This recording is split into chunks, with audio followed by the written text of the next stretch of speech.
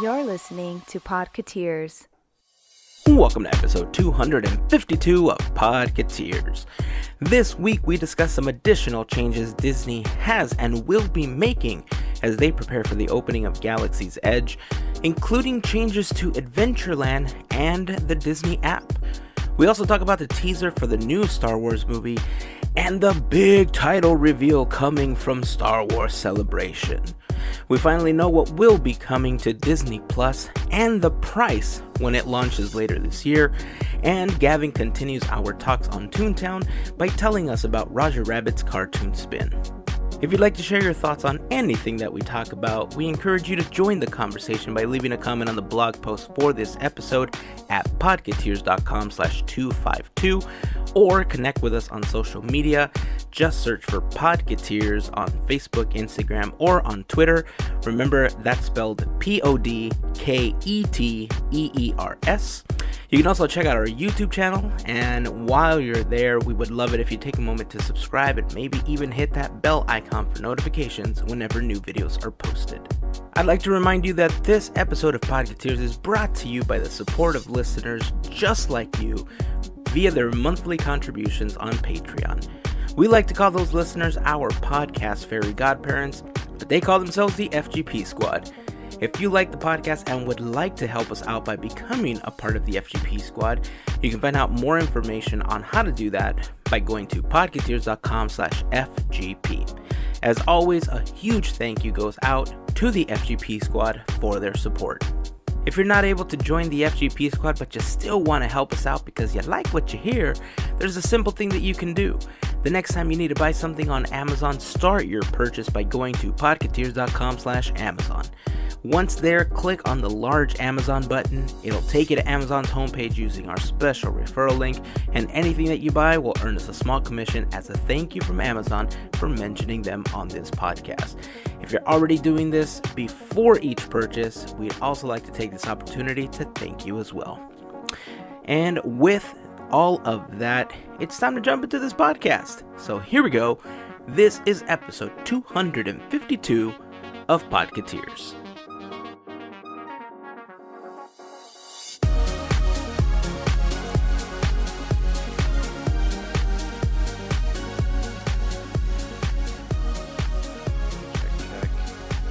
Check, 1, 2. Yo, right. DJ Hazen on the mic with DJ Gavin and DJ Mel. Wow, wow, wow, wow. Wow, wow, wow. That should never be said again. Did you guys know it's Dapper Day weekend? Sure Yes. did. Best people watching weekend of the year. Yeah. I did not get a chance to go. We had some family stuff that was going on. I haven't necessarily participated in many Dapper Days in the last year and a half, I would say. Right. And I mean, I'm kind of conflicted because I like Dapper Day because, like you said, it's one of the best times to people watch. Mm-hmm. But at the same time, I'm not horribly hurting about missing it, and that kind of bothers me. I will say that this weekend has had shockingly low crowd levels. Interesting. Dapper Day weekend is usually a busy weekend. And we were there basically all weekend. We did 13 and a half hours on Saturday, like literally all day. And then we did most of today. We were there from rope drop until about 4:35. Lucky. And yeah, we did a lot of people watching, but usually on Dapper Days, like the crowds are just impenetrable because it's just throngs and throngs of people, and even the ride queues get long. But we didn't have any trouble really. Like towards the end of today, like in the afternoon, that's when it usually gets the busiest, and it was starting to get busy around the time we left. But I don't know, I feel like more and more people are less invested in it, like you, because it has evolved and changed and become kind of a different thing. But it still seems to be inspiring a lot of creativity, which is why I like being there and seeing that creativity. Right. How hot was it today? Because I know that's played into whether or Yeah. not people go early in the past. Sure. I don't remember. I don't think I looked at what the temperature was, but it did get warmer today than it did yesterday for sure. And there didn't seem to be any good breezes happening. So that might have been part of it. But I don't know, like with the food festival going strong and with Dapper Day, I was really surprised. Now, yesterday, a lot of passes were blocked out. So I know that was a big factor. Today, they weren't, though. So I'm not sure what exactly it was. But I'll tell you, we did almost a whole day of just people watching today. And it was a whole lot of fun. Plus, I think the expo has gotten much larger and larger every year. So it's not just vendors selling things that they create anymore. Now it's like a big production, with dancing and all sorts of other stuff. So maybe a lot more people were hanging out at the expo in an air-conditioned room versus walking around getting sweaty in the park. Yeah, I think that that could they like to socialize there and take a lot more pictures there. And in the parks, what's the main Dapper Day photo op? It's the castle. The castle, and yeah. the castle's behind a scrim right now. Yeah. So True. maybe that's it. Oh, you know what? Talking about the castle. Uh-huh. Okay, so I retract my comment saying I wasn't there, but I was. The We're just gonna gloss over that. ground level pieces, I guess you would call them the turrets as well. Uh-huh. They're really pretty looking. I don't know if that's to come, that's what we're gonna see on the castle. Are you talking about the things that are out on the outside of the moat that are like where they have some of the projection things and stuff hidden?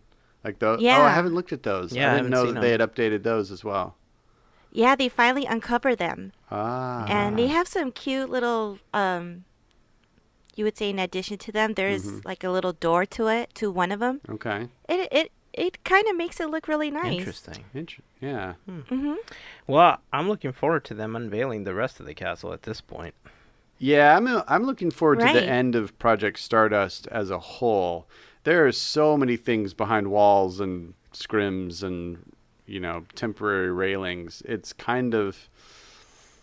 such a pretty time of year at the park with all the flowers and the flowering trees. It's really beautiful, but everything's got a construction wall in front of it right now. It's putting a damper on my vibe. Yeah. And we're about to get more of it, too, because, you guys know this last week, they filed the permits to demolish the Adventureland sign right in front of the Tiki Room. And I think a lot of people were up in arms about, bringing down the iconic sign, which, correct me if I'm wrong, but hasn't that only been around since, the 90s? Yeah, it's been changed since opening day. Yeah. So it's not a...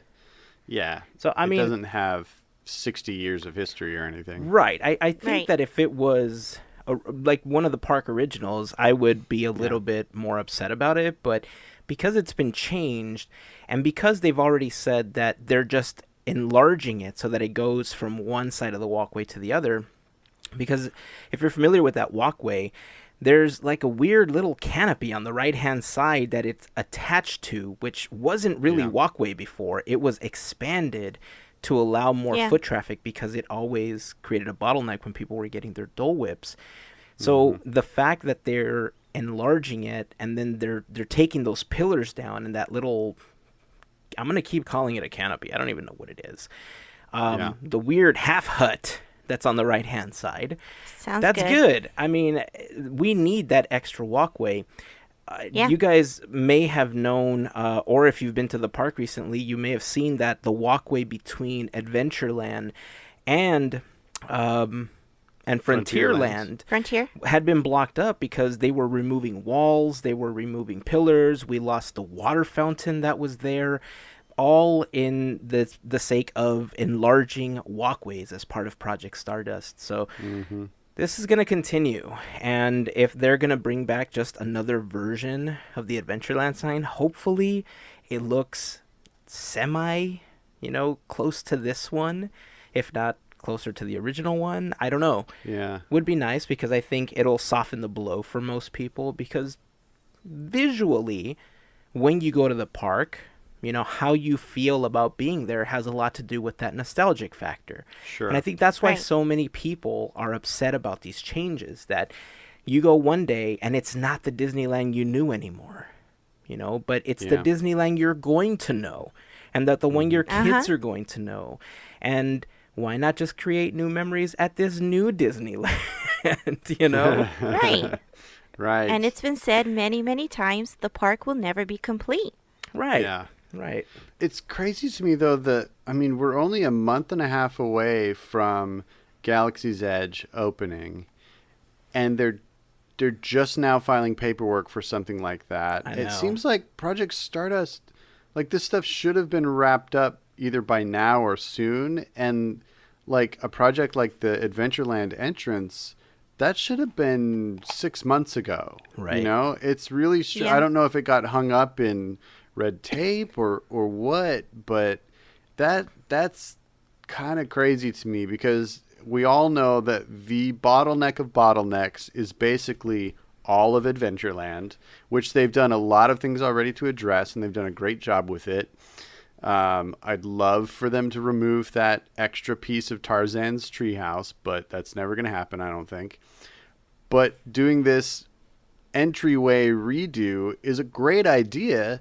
I just think they should have done it a while ago, you know, because now it's going to be probably under construction still while the throngs of people are showing up for Galaxy's Edge. Yeah. Right. And it's kind of bad because soon Grand Night's going to start. So on Oh, top jeez. of like crowds, and then you have those who come in early for Grand Night. Yeah. That's usually one of the busiest times. Yeah. You know, I thought about that same thing too, Gavin. And the only conclusion that I could come to is they had a lot of money that was set aside to build this massive hotel and this massive extension to the resort at the end of downtown Disney. So a lot of the money that I feel that they would have used to beautify the park was being ported to the hotel. Once they knew that the hotel wasn't going to happen, it reallocated a bunch of funds that would allow them to do things to the park that they originally wanted to do, but couldn't because the money was hung up in the hotel. And That makes sense. that's kind of why I feel Yeah. like some of these things are rushed at this point. At least when I kind of thought it through, it was really the only thing that made sense to me. Mm-hmm. You know, so I could be wrong, but I mean, Yeah. as we get closer, they've essentially said that they want that walkway done by the May 31st opening. Yeah. And it That's gonna be seems tight. ambitious. Yeah, it seems No pun ambitious. intended. But we've seen crazier happen. I mean, Yeah, when, that's true. when they put their minds to it, you know. Okay, so speaking of crazy, and I want to get to Jesse's Critter Carousel because I know that one of us got to finally experience it. Not me. But over in DCA, there's Uh-huh. an attraction that's under refurbishment that shocked me today. So they're refurbishing the Silly Symphony Swings. And the refurbishment meant that they took the entire structure down. Like, Yeah. what the heck? They removed the Yeah. entire ride. I've never seen that before. That's insane to me that's how they are going to refurbish that. Well, Have they- Astro Orbiters, Yeah. they were doing that too. Did they take the whole ride out? The whole thing is Yeah. out, yeah. I haven't Well, no, noticed. it's back. It's Well, I back mean, now, whenever they but they- refurbished it, they've essentially taken the entire structure out. Are you serious? Yeah. I Yeah. did not know that. We noticed it today or maybe yesterday, and I was shocked. I had a bit of a heart palpitation. I'm like, it's not going away, is it? Like, it can't leave. I love that ride. So I thought that was really interesting. But also on a couple of rides of the Incredicoaster, I've been able to see that the Inside Out attraction is coming along, and they have the kind of the background set in place for Ooh. the emotional whirlwind. Is that what they're calling it? Yeah. Yep. Yeah. So you see like a whole backdrop of that, like shelving unit with all the different colored orbs, memory orbs or whatever they are. Cool. That you're gonna like be whirling around in. Wait, So- is it painted or are they like physical orbs that you can kind of touch? Oh, it's 3-dimensional. Yeah. Oh, nice. Yeah, it looks pretty cool. It's hard to tell as you're zipping by on Incredicoaster, but yeah, it's really starting to take shape. So it's kind of neat that it's one of those, because of where it is, it's hard for them to like hide it from like the Incredicoaster or probably even the Pixar Pal Pal around. Around. Yeah. So you can kind of watch it happen as it goes. Ooh. Cool. Yeah. Talking about Jesse's, I kind of understand why the attraction went down many times, because when I got to ride it, there's some creaky like going on. Really? Yeah. So as you know, you hear it, and it's like the same in the same motion. So I don't know if something is going on. I don't know, but I'm like, I've never heard a loud alarming sound off of an attraction. Yikes. So I'm riding and it's like creak, creak, like every so often. I wonder if they changed the mechanics of how the critters move as compared to how the things on King Triton's carousel moved. And That's a good that question. new motion is causing friction with something else. I don't know. It's so weird because the carousel concept has been around longer really than any other amusement park concept. Like it's kind Yeah. of the original, right? As far as motorized attractions goes. And it's a fairly simple mechanism. So it's weird that they've created a problem where none previously existed. It would be interesting to know how often it's gone down since opening weekend and Yeah. how often they've kept it open. I haven't heard or seen many posts about it as much as I did on the first day or two when it Sure. first came around. Maybe people just decided to stay away until they see that it's been open a little bit more and they get the kinks out. But I mean, it is almost summertime, so if they're gonna have to Yeah. do that, they better start working on it soon, Yeah. right? Melissa, did you spot any Yeah. of the hidden Mickeys?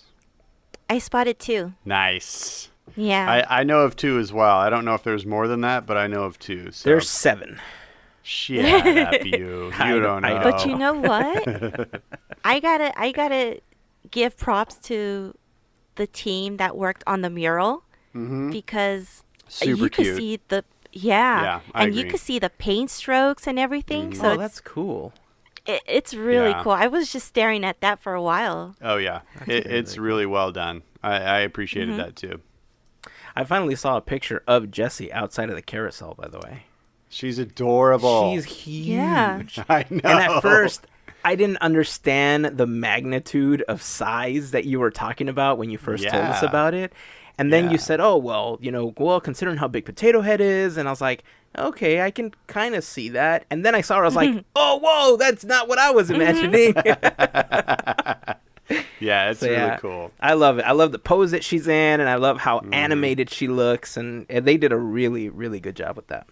Yeah, I can't wait to agree. finally write it myself. Hopefully non-creaking. It's cute. It's cute. But, I wish they would have done something bigger for Pixar Pier. Something Well, new. Again, space. Yeah, I know. Right. Yeah. It's always about space in Always California. about space, yeah. We envy you, Florida. And every other Just state. not the weather. Right? What else? There was a couple big changes to the Max Pass system this last week that I think are going Yeah. to be really good. Yeah, I'm excited to partake in those changes myself. Yeah. Mel brought up that Phantasmic and World of Color are being added to Max Pass. That's fantastic. Because, Yeah. or should I say phantasmic? Oh. That's a dad joke, everyone. That is a dad joke. Yeah, I mean, it's great because still having to walk over to those little kiosk things and getting a paper pass for these two attractions, I feel for me has been a little bit of a bottleneck. But, Yeah. I mean, just the app is just making everything so much better, so much easier. We did the yeah. Disney Play app the last time we were in the park and we went through Peter Pan. We found all those little icon things that you're supposed to find, and it was super fun. Yeah. We got to do the trivia and everything. Very cool. I love it. Like, the more that I Yeah. use the app for these little features, the more I enjoy going on these little missions and journeys to do stuff in the park. Yeah, they're doing a great job with both apps, and the Disneyland app, I'm still getting used to the redesign that happened a couple weeks ago. There are some parts of it I love. I love hitting that plus bottom at the bottom and all of your options for mobile ordering, fast pass, reserve dining, like all those things come up in one little quick menu. I like that a lot. There are some other stuff where it's not as easy to like spot readily what things you're looking for. And we noticed that it's supremely easy now to accidentally delete your annual pass link off of your I app. didn't notice that. Yeah. Charlie did it like 3 times this weekend, just trying to, because what they do is they put this little text in the center of your screen that says delete this ticket.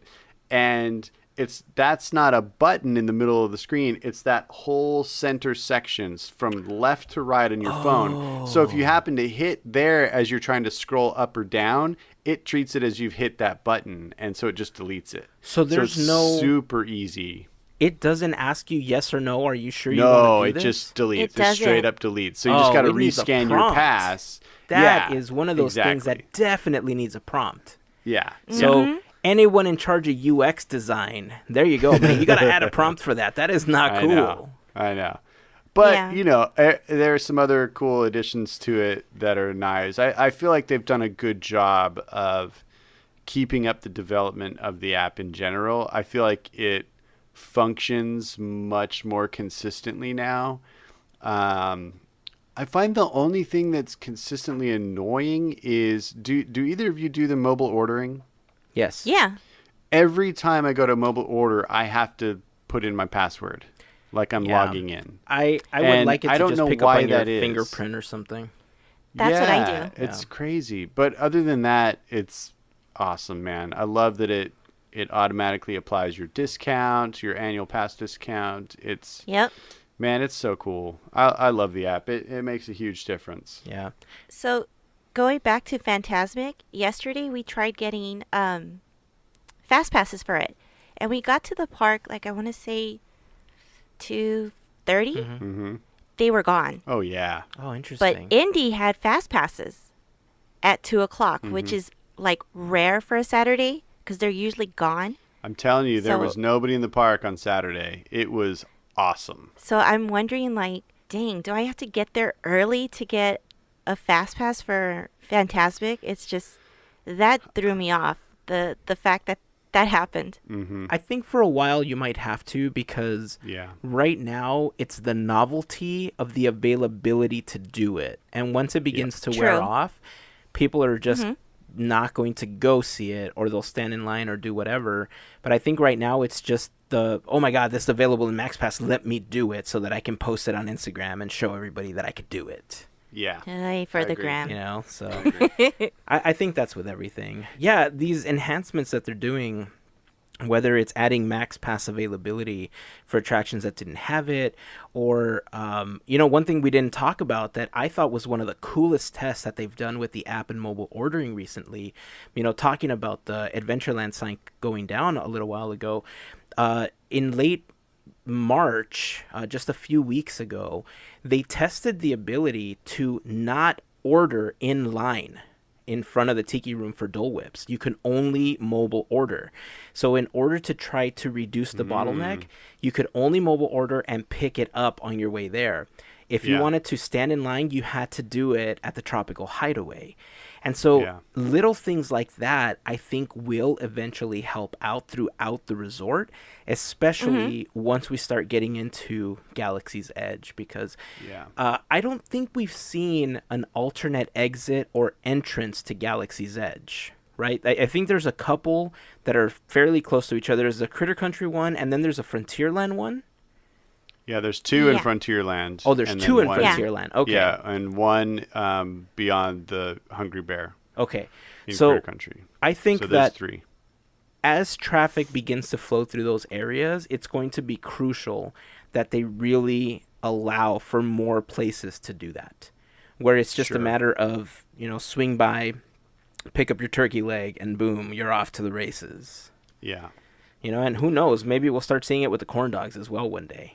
Ha! Oh my gosh. How great would that be? where they need it the most right now, I think, is at Market House and Fiddler, Fifer, and Practical. Because those Starbucks lines, y'all, they're always long. Yep. People need their caffeine, man.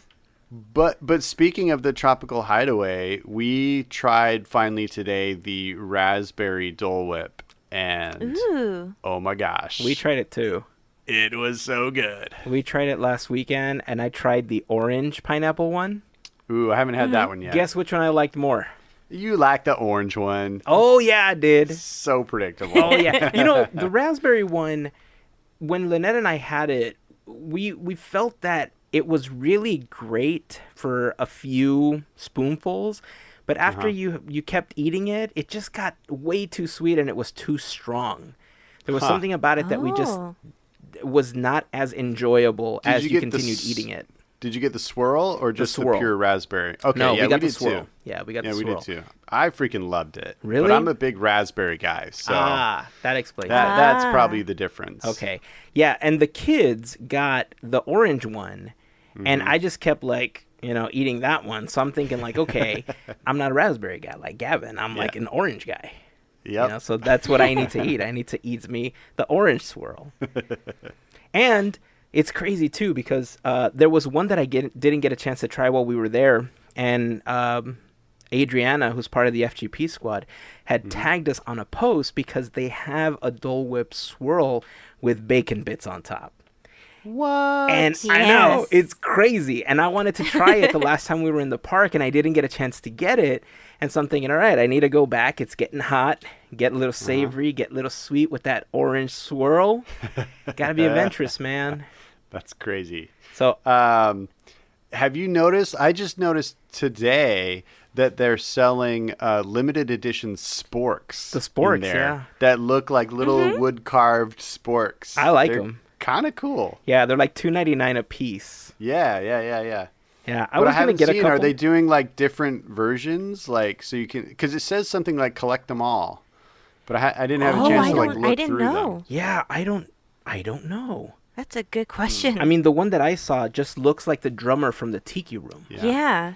Okay, but that's the little guys up on the very top, right? Yeah, that's so cool. I love that they're doing stuff like that because those are also reusable.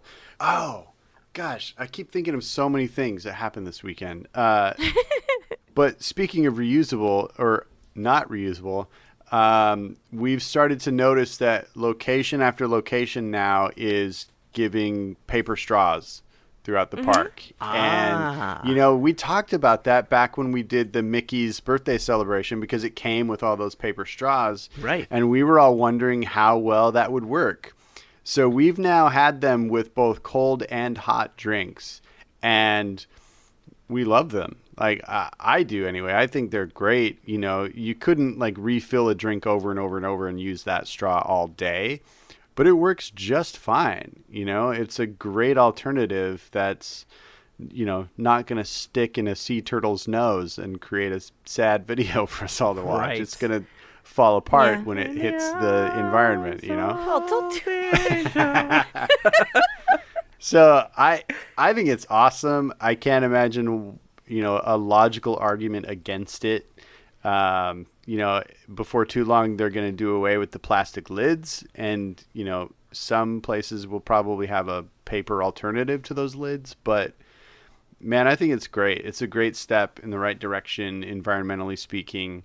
There's a huge presence now of recycling garbage cans. Basically, next to every single regular garbage can is a recycling garbage can now. And, it's so easy to just do a little bit, for the cause of the earth that we all live on.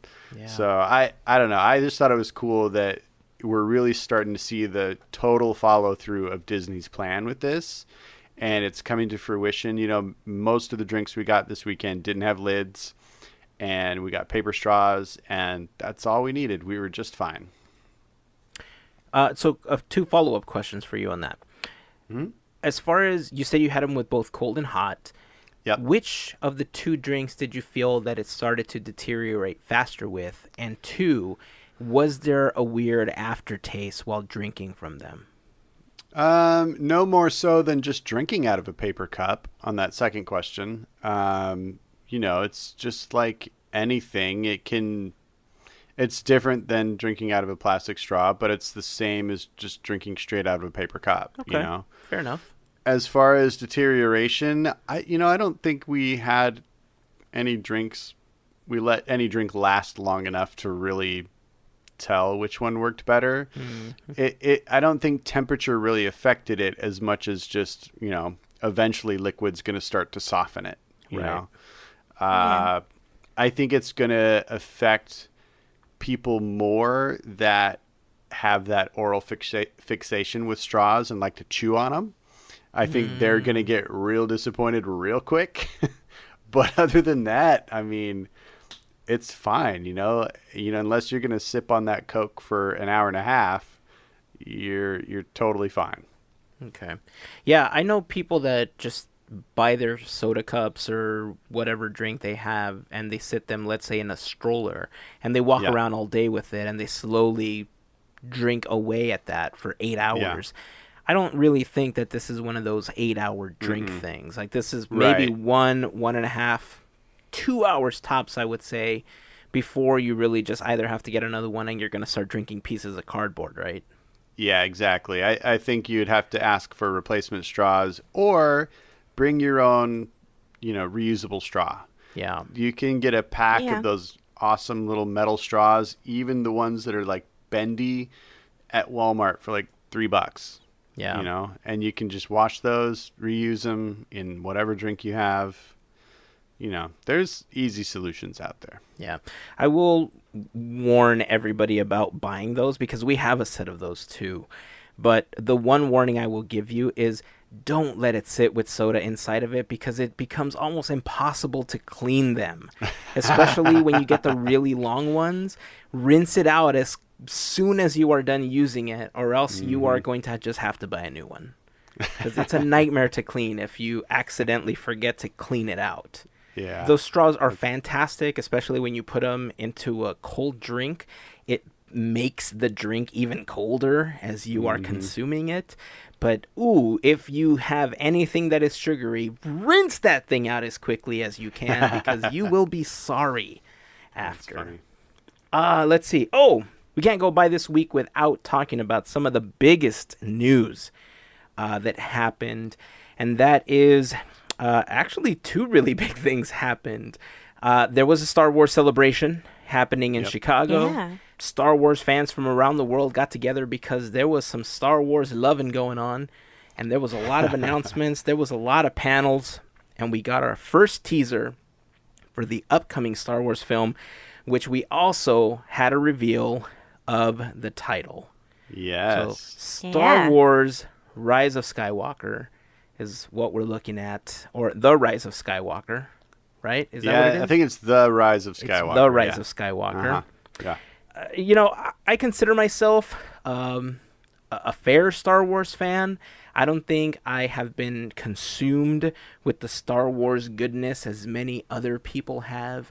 I enjoy them. I enjoy the characters, and I've enjoyed the storylines a little bit more than most people have. I was a little more lenient on The Last Jedi and The Force Awakens than I think most Star Wars fans were because they come from this fervorous fandom from when they were children that just upset them when they saw these last 2 films.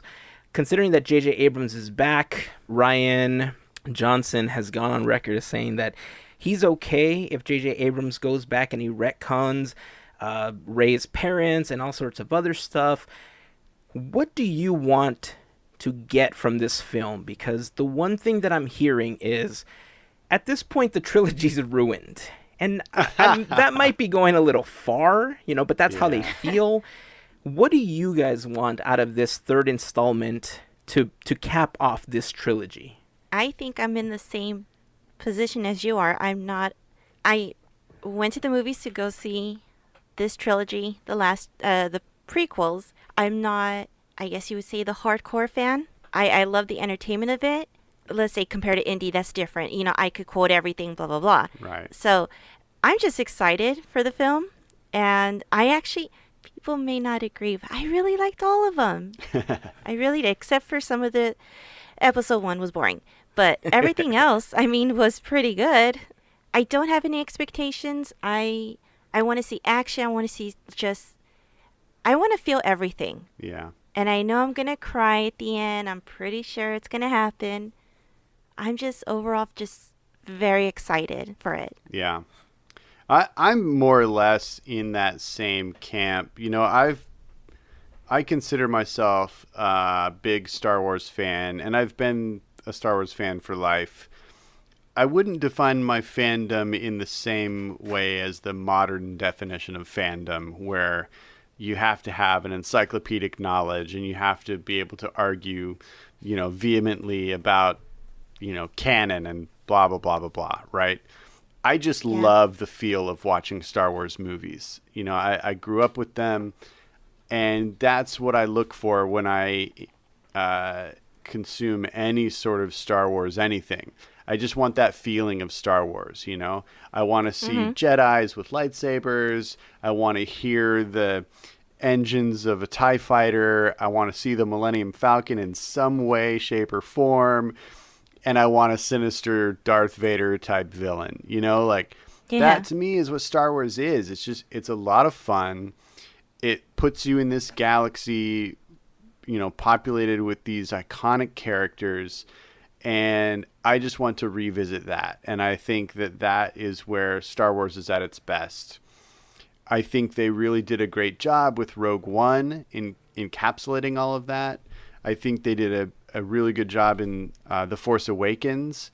And I didn't have a lot of problems with The Last Jedi either. I thought it was very comical, which I think a lot of the Star Wars fandom kind of railed against. But I've always felt that every long franchise needs a funny one, For those of you Trekkies out there, everybody knows that Star Trek 4 is the comedy in the series, and it's freaking fantastic. It's one of the funniest movies I've ever seen. And I kind of felt like Episode 8 was that way for Star Wars. I laughed out loud in the theater. I thought it was entertaining. I can understand some of the problems that some people had with it, but I enjoyed myself, and that's what you should expect when you walk out of a movie. Did you enjoy yourself? Yeah. And if you're going to put so much expectation and so much pressure, and you're going to predefine the only way that you're going to be happy going into a movie, then you might as well not waste your time, And I feel like that's where so much of the Star Wars fandom has put themselves. They've kind of backed themselves into a corner where they've almost guaranteed that they're not going to be happy, Yeah. And that's kind of sad. And it, whatever. It doesn't affect me because I'm going to go into it with my own set of expectations, which are, I love Star Wars and I'm happy to see more Star Wars. And if it's a good film, I'm going to like it. If they don't do a good job, then I might not like it. And that's kind of where I stand. I'm at where we stand right now in the Star Wars universe. I'm probably more excited about Galaxy's Edge than I am Episode 9. And that probably always would have been the case with a new land at a Disney park. I'm going to be more excited about that than a movie. But I think it would have been a closer competition maybe if this was like during the prequels, because I think I was more excited about those than I was this current trilogy. I don't know. It's hard to say, though. Yeah, I think the prequels somehow got people to the point where they were soured by anyone other than George Lucas at the helm of these films, even though that was kind of his vision from the beginning, right? This, I feel, wasn't necessarily his vision. These are all new films that have started the new generation of Star Wars films for people, I really still stand behind what I said from when I saw The Last Jedi, that I felt that even though it mirrored the, episode 4, I really feel that it was you done mean on The Force Awakens? On The Force Awakens, yes, I'm sorry. Yeah. The reason I feel The Force Awakens mirrored episode 4 was because if this generation never went back and saw that original trilogy, they could still get an entire story out of this. And there are a lot of people that it's sad to say that will not go back and watch old films because the special effects just aren't the same. They're not there. They don't look like the ones today. And because of that, they're missing out on 3 remarkable films.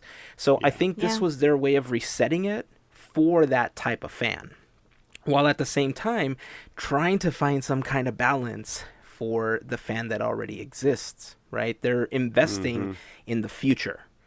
And I know that's difficult for a lot of people to hear, but when you think about what they're investing in Batuu or the Black Spire Outpost, all of Galaxy's Edge, I mean, that's where the future is for them. Investing in this extended universe that they're continuing to tell a story with. So I'm excited. Again, I wasn't as hard on those last 2 as most people were, but of the 2, the last one did change a few things for me that I just didn't think would happen in the series. Also, I just have a quick question for you. You might know the answer to this, but did Darth Vader, was it just my imagination, or did Darth Vader actually speak to Kylo at any point? No, he didn't, right? So he didn't no. Yoda him. Darth Vader has been dead for Kylo Ren's entire life. Right, but what I mean is the way that Yoda would speak to Luke. Oh, no, not that's revealed in the movie, I don't think. Okay, for some reason, I felt that in the scene where he destroys his helmet, that somehow he hears Darth Vader's voice, and he says, "Oh, I'll do it for you, grandfather," or something like that, and then he destroys his helmet because he's so angry. Yeah, I think it's just him talking to himself. The reason I'm laughing is because I could see Vader coming back, smacking Kylo upside the head, and being like, "Stop acting like a fool, dude." Oh man, I think I just Mandela affected myself. That's funny.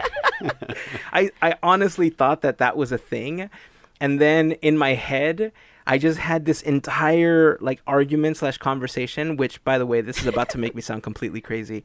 But in my head, I just kept thinking wait, but he's a Sith. You can't do that. You need to be a Jedi and use the Force, in order to do that. How could Vader do that? I was like, but wait, when he died, didn't he somehow redeem himself and then go to the light side? And then, he wasn't a Sith? This entire argument ensued in my head with myself. And then by the end, I just thought, I need a beer. That's interesting. I've never considered that question. But yeah, we don't have any evidence of Force ghosts from Sith that have fallen. We only have Force ghosts from Jedi. But what about Palpatine? It's interesting. We didn't see a Force ghost of him. Nope. But did you hear echoes or whispers? Or, again, am I Mandela affecting myself on this? I think you are. Well, you hear his laugh at the end of this teaser trailer, so they're indicating some sort of connection or possible resurrection or something, I think. Well, who knows? But I don't think anything's been revealed in the previous films at all. Yeah. Well, if they end up connecting it to the current comic books, I guess there's one comic book that recently came out, or one graphic novel that just recently came out, where somehow Palpatine was cloned. And that might be the case. I don't know. I'm getting too far into this. Yeah, see, that's where I differentiated myself as just a fan of the movies, because to me that's what Star Wars is. It's a series of films. To some people it's also, dozens and dozens of books and run after run of comics and TV shows, and they consume the whole thing. And to me, it's just a series of movies. That's really all I know and love. It's a black hole, dude. Seriously. Yeah. Once you jump into one thing, you start connecting everything in Wikipedia, and that's 12 hours later. Wikipedia. I like it. So you know what we're gonna have to do, right? Have What? 12 episodes dedicated to Star Wars. Oh God, no. No, we're gonna have to see this movie in 4D. Ooh, I've never done that yet. Yeah. Oh, I got to see the last film Really? in 4D, and it was the longest Star Tours ride ever. I kind of Yeah. want to see Endgame in 4D. Ooh. Yeah. I would Or definitely. maybe I'd definitely be down for episode 9 that way. That Yeah. could be cool. All right, let's set it up. I don't mind watching Endgame and this other film more than once. I'm in. Sweet. Let's do I've it. got a 4D theater that's like right basically around the corner from me. So That's and the I one we're still talking haven't Glen about. been. Park, right? Yeah, the one at the Yeah. Source. That's the one we're talking Yeah. about. Yes. I need to go over there. I haven't been over there yet. It's cool. All right, That's let's go awesome. watch Endgame. That's the closest film that's coming out.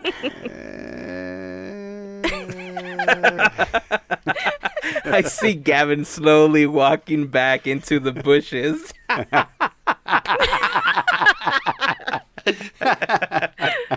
Oh, man. Classic. man. So speaking of Homer. Speaking of Homer, Oh, Yeah. yeah. one of the yeah. biggest things that we heard this last week that I'm just super excited about, and on different levels, because I feel like all the speculation about this and what we talked about as far as what pricing was going to be and everything has been confirmed. This November in the US to start, we are getting Disney Plus.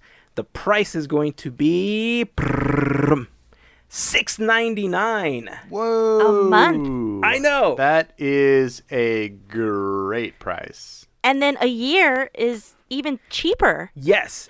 It's going to be available on mobile and all sorts of connected devices like smart TVs, gaming consoles, streaming media players like Roku, Apple TV, all that good stuff.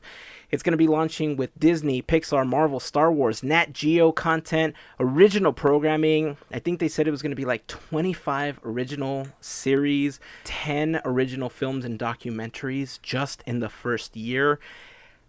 I'm geeking out over this because aside from all of that, they have confirmed that they are bringing back some of our favorite television shows.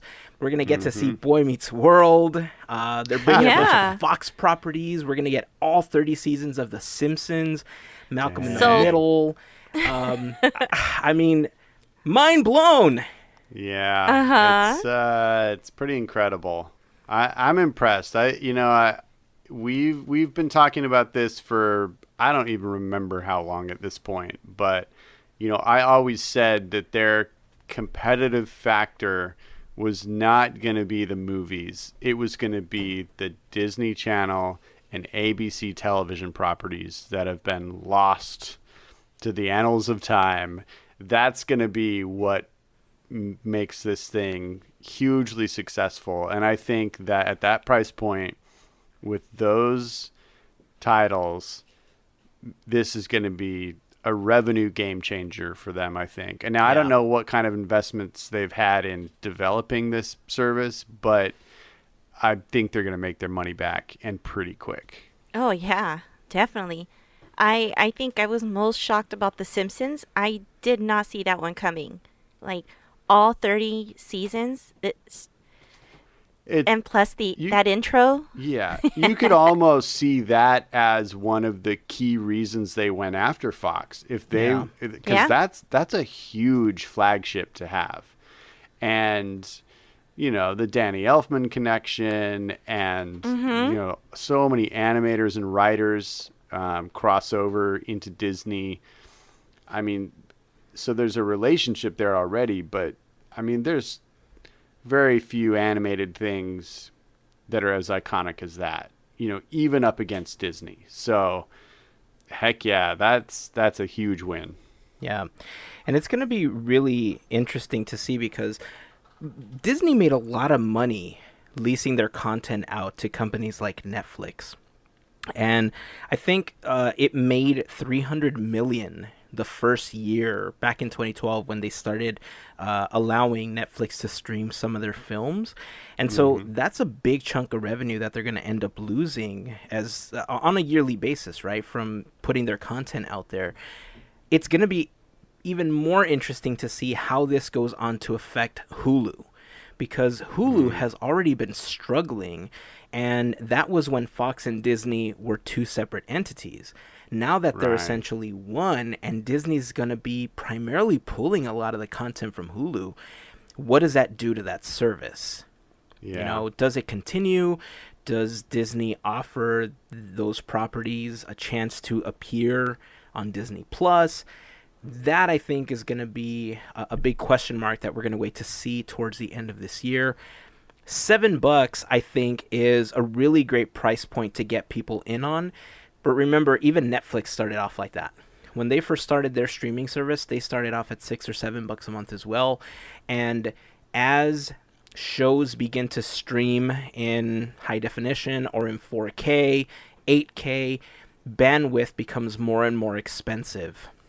So with 5G possibly coming into the US within the next decade, hopefully that will change things and they won't have to pay so much for bandwidth, and they'll be able to keep this price point, because I know Netflix has struggled with the amount of people that stream their product and they just can't keep up with the bandwidth. They have to keep paying for it.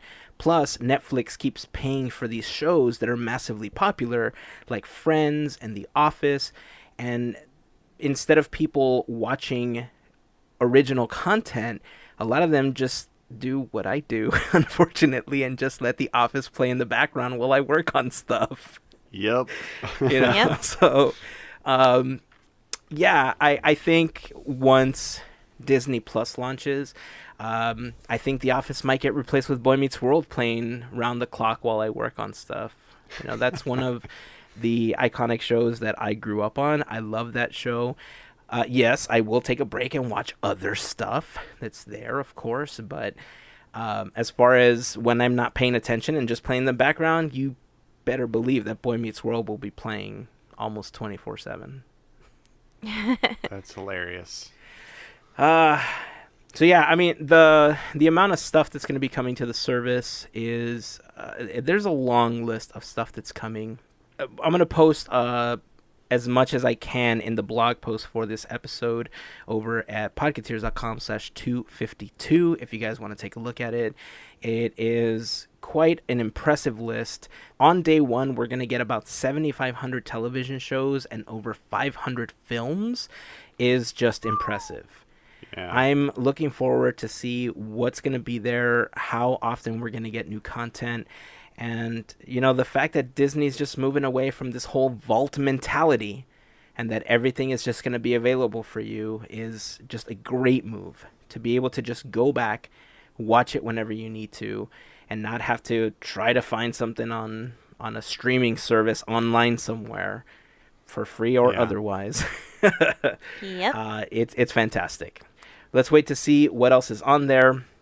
And if there's anything in particular that you know is coming to Disney Plus, let us know in the comments. You know, join the conversation. Tell us what you're most excited to see on day one, or even if you're going to get this, especially now that you know that it's only going to be $6.99 a month to have Disney Plus. That was a big question mark for a lot of people. And hey, we're getting The World According to Jeff Goldblum. That's going to be one of the new Nat Geo properties that's coming on as part of the Disney Plus. So, if anything, watch it because of Jeff Goldblum. That dude's awesome. Yeah. Amazing. Okay, before we continue, we're going to jump into our continued talks about Toontown. Gavin's going to tell us a little bit about Roger Rabbit's Cartoon Spin, one of the coolest attractions in Toontown, but that's probably because it's one of the only ones I fit in, so that could have something to do with it. But before we jump into that, I just want to remind you that this episode of Podketeers is brought to you by listeners just like you. We like to call them our podcast Fairy Godparents, but they like to call themselves the FGP Squad.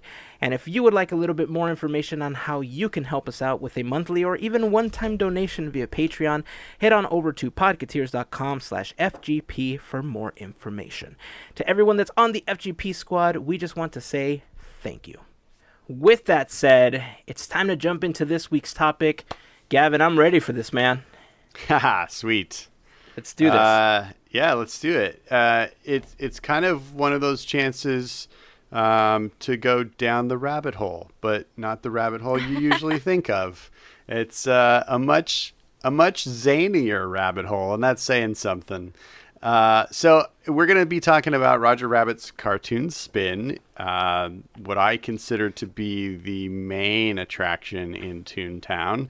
I think that's going to be a temporary status, as we're hopeful for the Mickey Mouse Runaway Railway in the future. Right. Which is hugely exciting.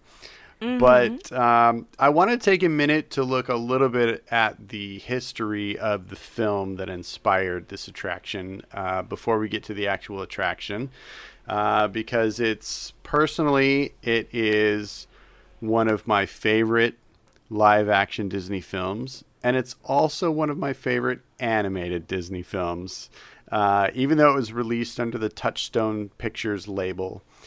For most people, it's still just purely a Disney movie. And it was directed by the infamous Robert Zemeckis, who is an incredible director. And what he created with Who Framed Roger Rabbit is it's a momentous piece, I think. It's a real moment in motion picture history. And it's been recognized by critics and fans, ever since 1988 when it was released, as a real gem in the catalog. And I feel like it also should be considered part of that original wave of the Disney Renaissance. It kind of gets overlooked. Everybody wants to start it with Little Mermaid, and some people will go back to Great Mouse Detective. But everybody seems to forget that Who Framed Roger Rabbit was a mega hit right then, and really helped spur on a lot of the creativity of the Disney studio. Now, the movie itself was based on a novel by Gary K. Wolfe called Who Censored Roger Rabbit, which came out in 1981. That very same year of its publication, Disney snatched up the movie rights to it. And it was actually Ron Miller who identified it and was like, oh, that's going to be a hit for us. So again, like, the foresight of Ron Miller was so instrumental to, like, the Disney of our lifetimes. The Disney that we experienced, he had such a fingerprint on, and I think he's overlooked in a lot of ways. But yeah, so that's kind of how this was identified and snatched up.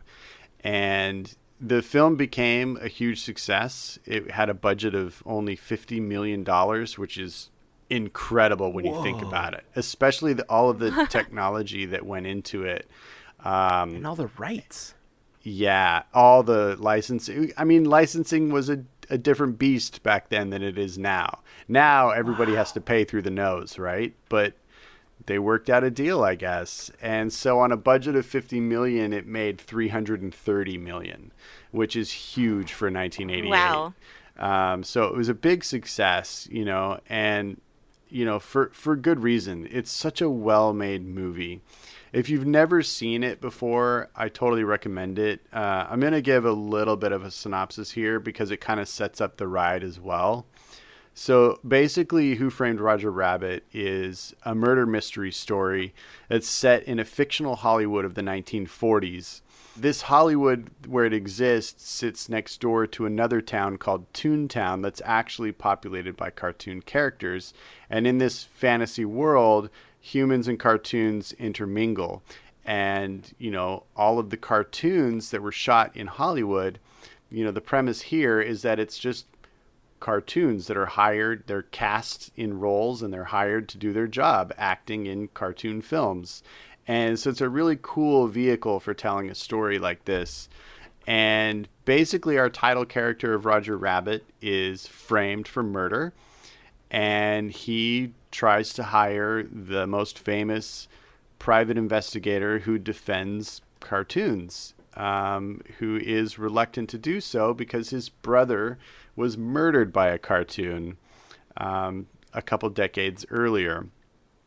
So it's already got that dark, gritty, like, crime drama from the 40s and 50s, like film noir kind of feel to it. And it just kind of goes from there. We find out that there's this villainous character named Judge Doom who has finally found a way to actually effectively execute criminal toons by dissolving their ink with his concoction called dip, which is basically a mixture of paint thinners, which is a really clever device as well. And so, I'm not going to spoil the whole movie for people who haven't seen it, even though it's 30 something years old. Shame on you for not seeing it, first of all. Second of all, go out and see it tonight. It's amazing. But I just love the feel of this movie, and I feel like it's delivered in such a great way. But I think there are some interesting things about it too that probably wouldn't make it into this type of a film today, Oh, yeah.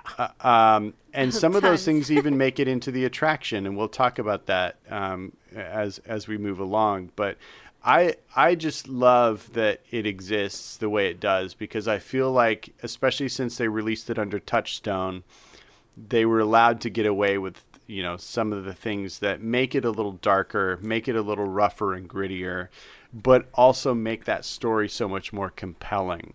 You've got murder and greed and sex and vices like drinking and smoking, which are not things I'm trying to be a proponent of here, but I'm saying they exist in real life, and it gave that story some weight. So, all that being said, there's a couple other cool things about it, which we've actually mentioned on the show before, and Hazen hinted at a minute ago. It's a property that is filled with IPs from various studios, most notably Disney and Warner Brothers. So it's actually the first official on-screen scene with Mickey Mouse and Bugs Bunny, for example. Like, that's not a thing that happens. It just doesn't happen. I mean, Right. it's incredible the amount of characters that you see. You see Betty Boop in this film, and Yosemite Sam, and so many iconic characters from throughout the history of American animation. And honestly, if you have not seen this movie, I can't recommend it highly enough. It's such a great film. So, let's get to the attraction. Roger Rabbit's Cartoon Spin. I have to admit that I sometimes forget about this attraction because it's tucked away in Toontown. And as a adult visitor to the park without kids, I don't visit Toontown all that often. And when I am thinking about my lists of favorite dark rides, I often forget about Roger Rabbit. And I'm ashamed to say so, because it's a really, really awesome dark ride. It was opened at Disneyland almost exactly 1 year after Toontown opened. I think it was like a year and 1 day. And so it wasn't like when Toontown opened, it was still being developed. So it didn't open with the rest of all those things, which I didn't know. I thought it all opened all at once. Same. Yeah. And originally, it was supposed to go into 3 resorts. It was supposed to go into Disneyland, Tokyo Disneyland, and Hollywood Studios in Florida. But back in the day when this opened, which was 1994, this was when Euro Disney was fairly new and struggling. And as we know from previous episodes, that caused a ripple effect in budgets for the parks around the world. And one of the things that got canceled was the addition of Roger Rabbit in Florida at Hollywood Studios. So it did eventually open in Tokyo 2 years later. So there are 2 Roger Rabbits, one here and one in Tokyo. But Roger Rabbit is a fully themed dark ride with audio animatronic characters, fully dressed in intricate sets and special effects. From the facade to the queue to the ride experience itself, it is packed with details. That's one of the things that I love most about the ride, is every time you ride it, you might notice something new. There's so much to look at. When you walk into Toontown, you're kind of facing that town center area or town square, and a lot of people just gravitate left towards Mickey's house and all the playground and Gadget's Go Coaster, and don't see Roger Rabbit because it's kind of like back and to the right when you enter. So it's weird the way that it's staged, but you can almost miss it. But if you turn right and look at Roger Rabbit, it's such a cool building, and I'm always impressed with the facade. You know, it's one of the most detailed buildings in all of Toontown.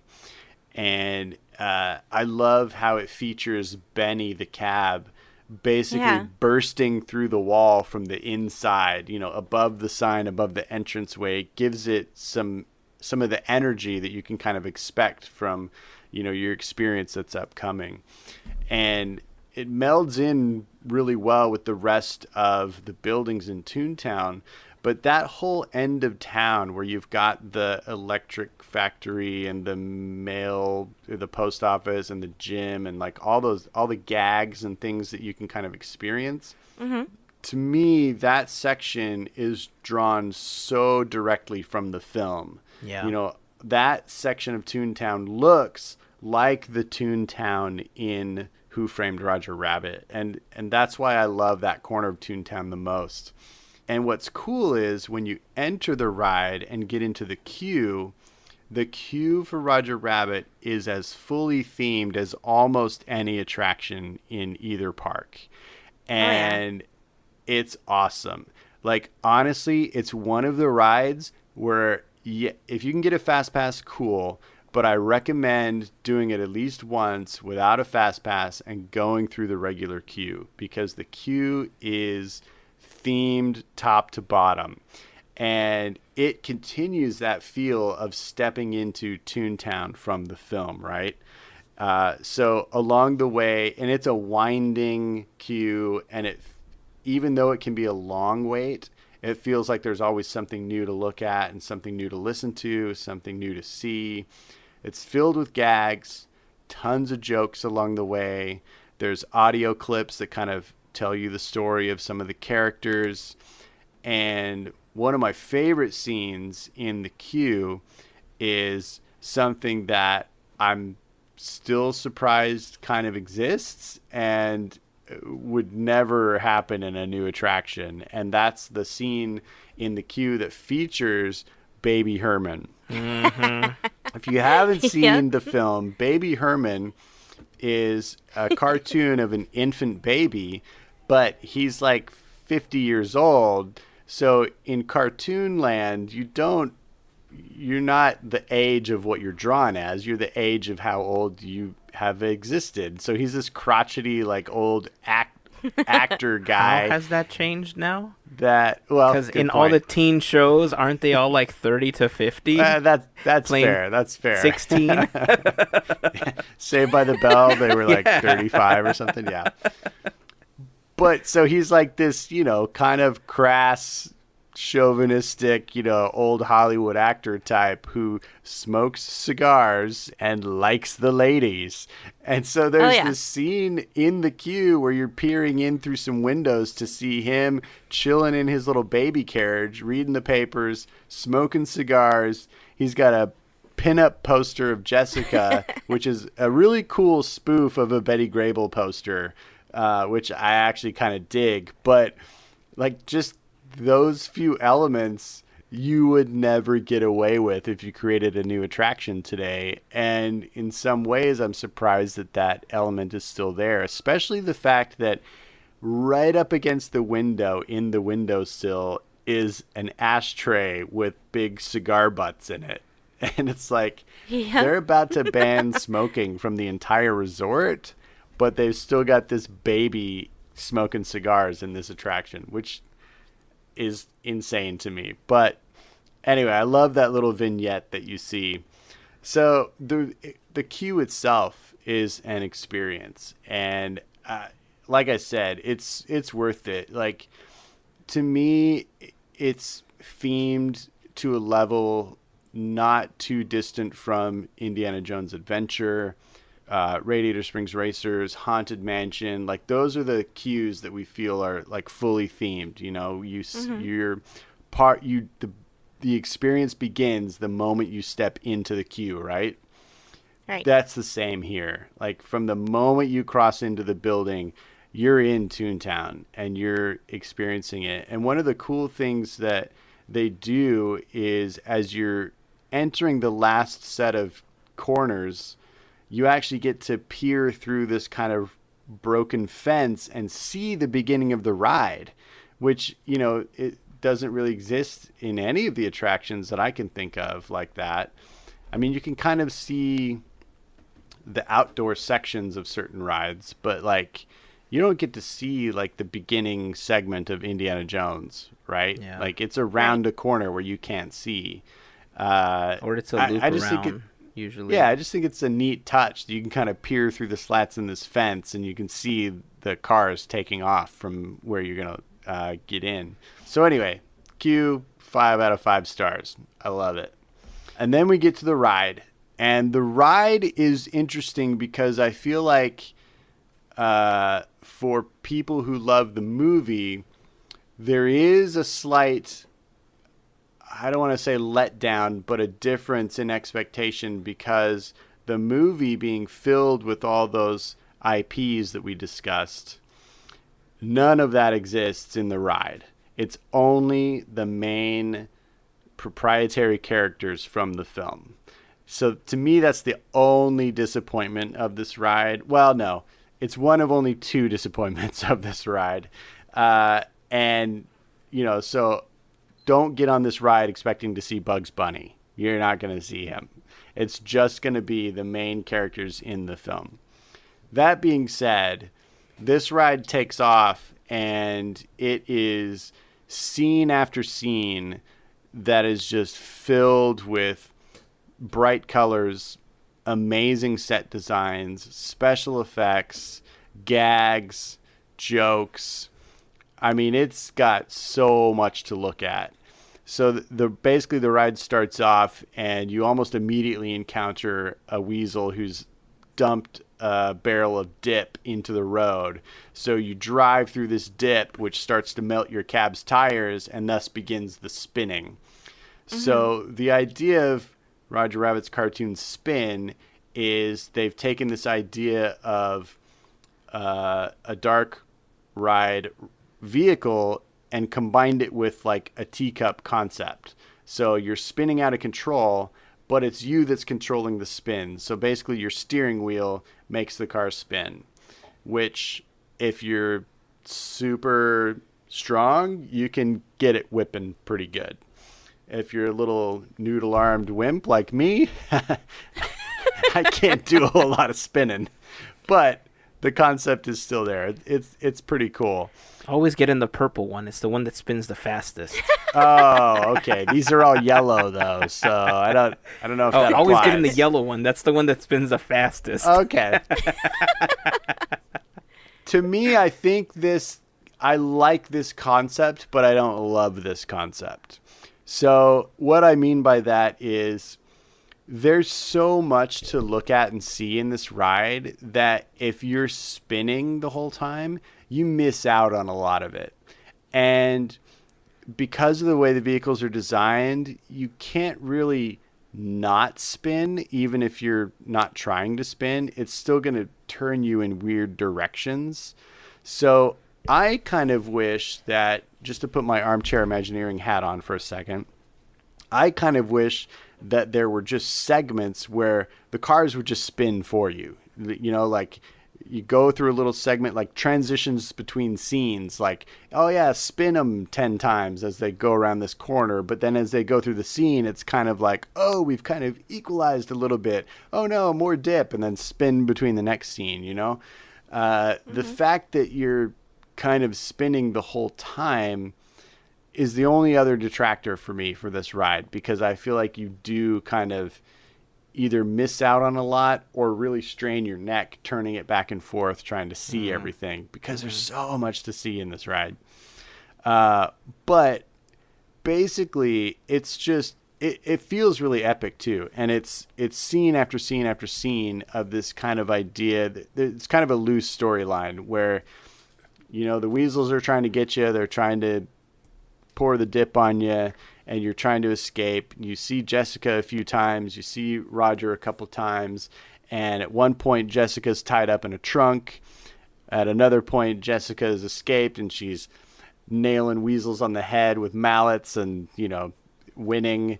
And, so the storyline's a little loose. It's mostly about just kind of being zany and cartoony, which is fun. And I like that. And it celebrates that Toontown aspect of the film. So there's a couple scenes in there that I really like. My favorite scene is in the middle of the ride when an explosion happens and all of a sudden you find yourself falling out of the sky. Yeah. And they do this great set design where it's a forced perspective of you looking down into a city and you're basically falling between a bunch of skyscrapers. And you're just traveling along the ground, but the perspective is flipped, so you kind of look like you're falling straight down. And if you just kind of don't think about it too much and you just kind of stare into the, middle distance in front of you, like you can convince yourself that you're going down. It's really cool. Yeah. And there's a sound effect of somebody like screaming as they're falling, and it's just kind of a neat little scene. And then you crash through the roof of a building and you see Roger Rabbit looking up at you from a staircase. Yeah. And I don't know, I really love that scene. I think they did a great job concepting that. And then my other favorite moment, to loop back to going through the rabbit hole, is at the very end when the weasel almost sprays you with the giant dip machine.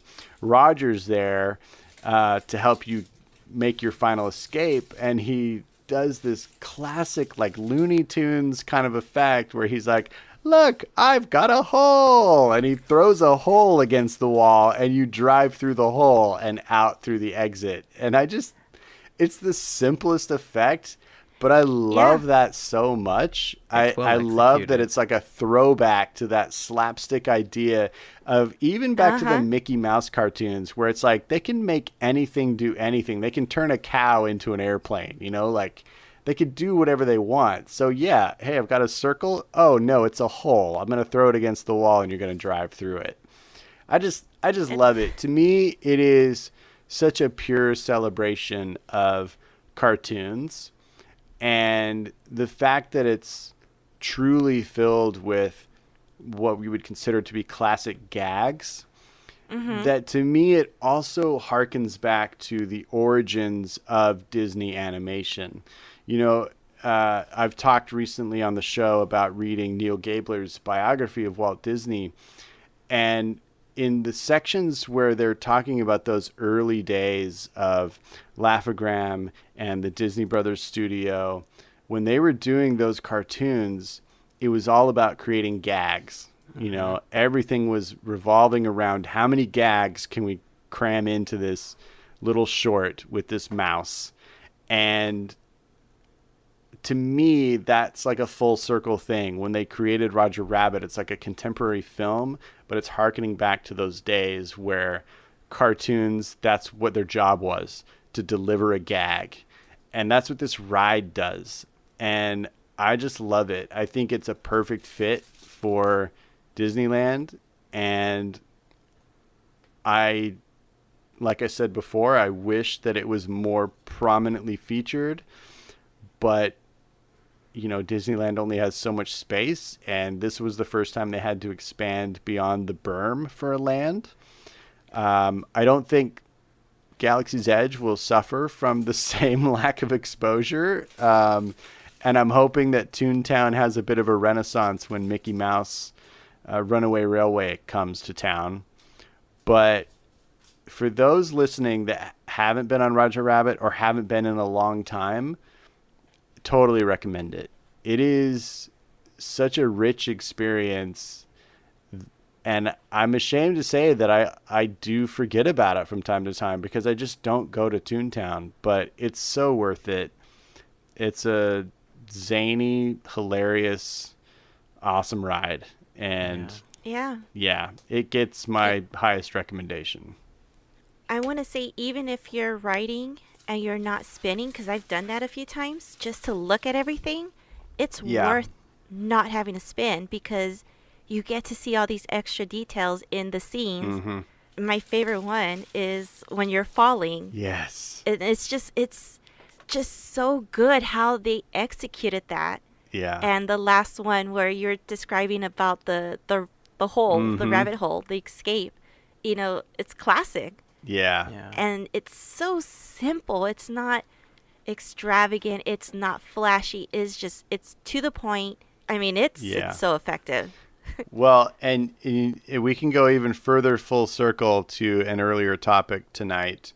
You know, with the success of the original film, Disney originally wanted to do a sequel, and Spielberg was on board for a sequel. Zemeckis is actually still on board for a sequel and wants it to happen. What?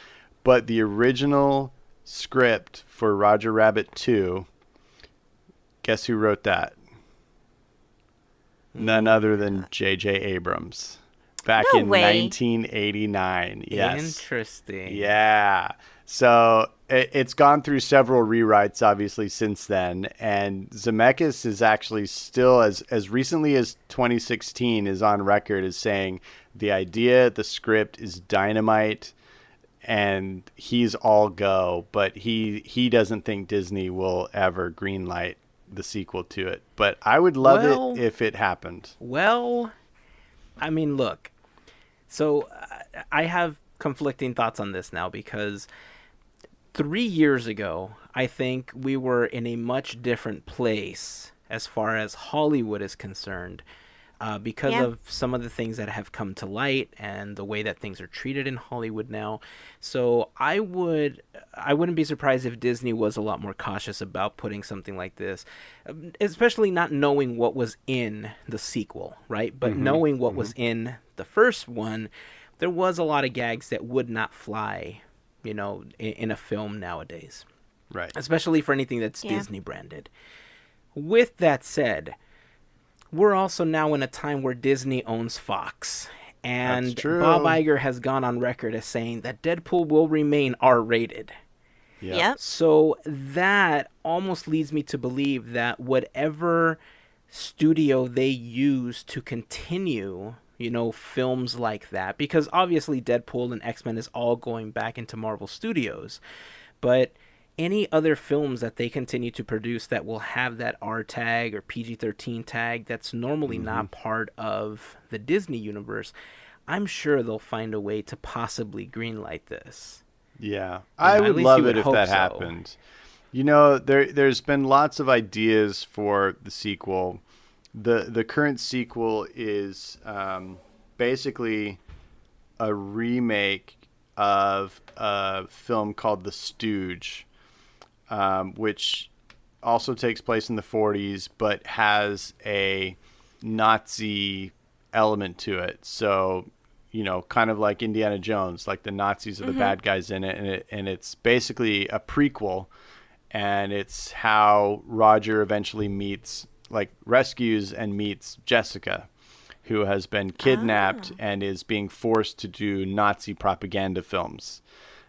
So again, much more gritty and dark than you would consider a Disney film, but that's why they did it under Touchstone. I would love it if they did something like that. You know, they even have planned to do a CGI Bob Hoskins, which would be interesting, to say the least. Bob Hoskins plays Eddie Valiant in the film, and it's one of my very favorite Hoskins roles. He's a genius. Not Mario? And he is dearly missed. Definitely not Mario. But, you know, our friend over at Hilt Radio, Liam, has talked about his idea for a sequel, and I think it's genius. I love his idea for it, and it's basically another prequel idea, but it's basically the Valiant brothers, like telling their backstories. So we would get to meet a young Eddie Valiant and his brother as they started their detective business. And I think that would be a very compelling story. I like that. Yeah, you know, thinking about it now, I almost feel like I would love to see both of those, but I would not want to see them branded as a sequel or prequel to Who Framed Roger Rabbit. Because I think part of the magic of Who Framed Roger Rabbit was all the characters that were a part of it that would not Sure. be a part of these other films. And there were a lot of other cartoon properties that were around and available, especially if you're doing a prequel, that just all of a sudden wouldn't show up because Yeah. Disney possibly would not want to pay royalties to a studio. And the way that acquiring rights works these days, they would be paying for years and decades yeah. to come, right? Yeah. So it's not something that I think Disney would want to get into, and I almost would want to see that just as a film on its own without Roger Rabbit branding on it. Yeah. I could see that. I could definitely see that. Whatever the case, I'm on record as saying I don't need sequels for most movies, so I'm fine with them never doing one. I think Roger Rabbit is one of their best movies in the modern era. I guess it's kind of old now. Some people might not consider that modern anymore, but if they did a sequel to this, I think there's a lot of really compelling stories they could tell. They did a bunch of Roger Rabbit shorts. Yeah. But they were all in the premise of they were just the shorts that he was making as an actor in short films, part of that whole synopsis of the movie. So they didn't really further the real story of it. But I feel like there's a lot of storytelling potential left there. And it's a shame that the IP world is prohibitive of something like that happening ever again. Well, there's always Disney Plus. Yeah. And I'd be happy with more shorts. Yeah. Oh, sure. Yeah. I think the shorts are great. Did you guys know that Harrison Ford almost got the role of Eddie Valiant? Yes. What? Yeah. Also Bill Murray was considered. Really? Yeah. Yeah. I think Bill Murray would have been good. Like that actually could be a whole episode. The history of Who Framed Roger Rabbit and like its production, like that could definitely be a whole episode because it started in 81 and goes all the way to 88 and a lot happened. A lot of ideas changed. There's a lot of stuff. I had to cut out a lot of material or else I would have been talking for an hour just on the film because I do love it. It's one of my very favorites. Yeah, I love that you included a lot of the history of the film because it is so rich in history. You learn a lot just from watching special features and stuff like that on the DVDs. Oh, yeah. By the way, like Gavin said earlier, if you haven't seen it, try to acquire a copy of this. I've seen it, fortunately/unfortunately, in the bargain bins of plenty of big box stores. I just recently acquired the 25th anniversary edition of Roger Rabbit on DVD for $5. So if you go out into the bargain bins, I'm sure that you will find yourself a copy anywhere from $3 to $6. It is worth that money. I don't know if this is going to be on Disney Plus, but from now until then, you probably spend $5 on a cup of coffee. Okay, so spend it on something that is going to be fun to watch. There's a lot of special features, including stuff on a lot of the cartoons that just never made it into the film because they couldn't acquire the rights, like the Fleischer stuff that never made it in there. It's so good. I can't recommend it enough. I am almost ashamed to say that even with kids, I very rarely go onto that attraction because the kids don't necessarily love spinning or going on that stuff. They're very, they have their set attractions that they like to go on. And I remember everything that you were talking about because I've been on the attraction.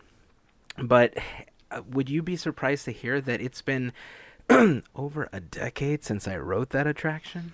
No, I believe it. I wouldn't be surprised by that. And I think that's true of a lot of people. That's why I'm encouraging everybody to, do it again for the first time in forever. Yeah. Because it's really good. I think it's way up there when we make a list of the Disneyland Resort dark rides. For me, it's in the top 3 or 4 at least. And then also, if you go by, you don't have a fast pass. if you see that it's 30 minutes, it's worth it. Oh yeah, I would definitely stand in line for 30 minutes Yeah. because, like you mentioned, the queue itself, Mhm. there's a lot to see. Yeah, There's a tons. whole lot to see. Yeah. So definitely check it out. And unlike Peter Pan, by the way, if you rope drop a cartoon spin, when you get there, you're walking into like a 5-minute wait time. Yeah. Unlike Peter Oh, yeah. Pan, where before rope drop, it's already at 6 hours. Right. Yeah. Just saying. Yeah. yeah. Yep. Well, that's awesome, dude. Thank you for that history on Cartoon Spin, and thank you for that little bit of Yeah. history on Who Framed Roger Rabbit as well. Man, I feel like I need to go write this now, for real. Yeah. Right? You So should. let's just go to the park, guys. Let's do this. All right. We still got All time. right, so let's end the episode. Let's get this over with so we can go ride. If you guys have any comments, remember you can join the conversation over on podketeers.com/252. Let us know when the last time you rode Roger Rabbit's Cartoon Spin was. Remember, it's been over a decade for me, so, you know, if it's been longer than that for you, there's no shame in it. But that's why we're mentioning it, so that you give it another chance. And like Gavin said, you discover it for the first time in forever, for the first time. Song not started. You can also join the conversation over on Instagram, Facebook, and on Twitter. Just search for Podketeers. And also remember that if you buy stuff on Amazon, another great way to help out the podcast is by starting that journey at podketeers.com/Amazon. The next time you need to make a purchase, click on the big old Amazon button that's on that page. It'll take you to Amazon using our special link, and anything that you purchase will earn us a small commission as a thank you from Amazon because we are mentioning them on this podcast. And to everybody that's taking the few extra seconds to do that, we truly appreciate it, and we thank you for that support as well. And that's going to wrap it up. Any final and closing comments before we close up this show? Can I put out an apology? Because I kind of forgot something What? in the last episode. One of the biggest nods in Toontown is actually the WDI initials in the hills.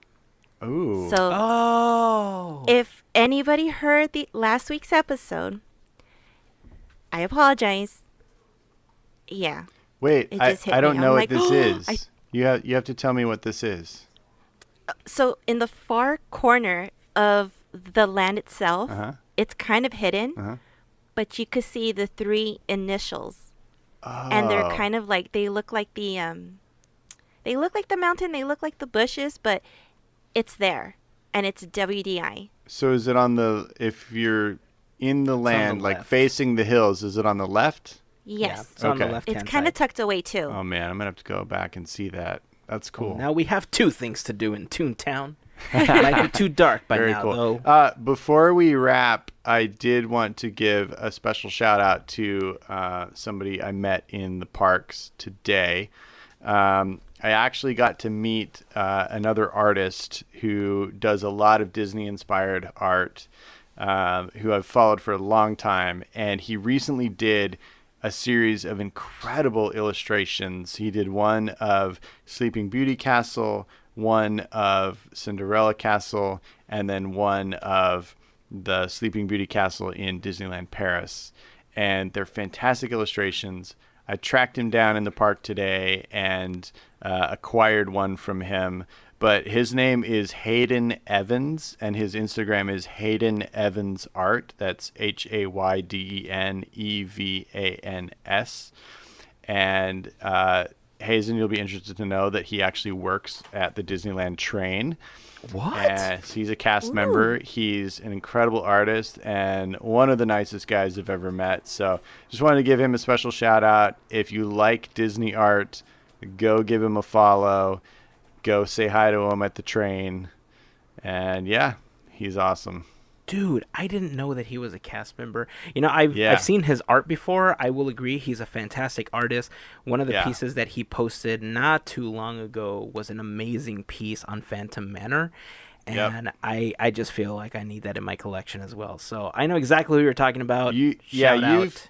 you've seen his work. You may have met him. He did a lot of the Popzilla shows when they were still doing those. Like he was at the Haunted okay. Mansion show, and yeah. So you've probably seen his work. He also does a lot of art for the art galleries at Knott's Berry Farm as well. He does a lot of their art shows. Right so. on.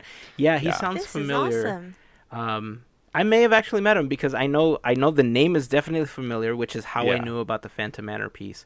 I wonder if he's in any of my photos from the Foolish Mortals show. I'm gonna have to go He back. probably is. He Yeah. probably is. Yeah. Maybe. All right, well, shout out. That is awesome. It's always fantastic to meet very talented and creative people as we get a chance to walk around the parks. And, oh, by the way, speaking of creative, this is in no way trying to toot my own horn or anything, but we have 2 new t-shirts in the gear section of podketeers.com. If you head on over, actually, we have 3. We have a couple more designs that are dedicated to the anniversary of the Haunted Mansion this year. We have the Foolish shirt, because that's what we are, right? According to the attraction, we are just foolish and mortals. So there's a couple of new shirts that pay homage to that particular phrase in the gear section. And of course, there is a new shirt that pays homage to the Evil Queen because she's awesome. I don't care what you say. She's The awesome. original villain. Anyhow, it's time to end this episode. It's time to possibly try to go ride Cartoon Spin, but it's too late and too dark to see that. Oh, wait. It might be closed by now because Toontown closes early. Okay, that's fine. It's for another day. So until next time, keep dreaming, keep moving forward, and always remember to pass on the magic. Have a great week, everyone. Bye, everyone. Made you look.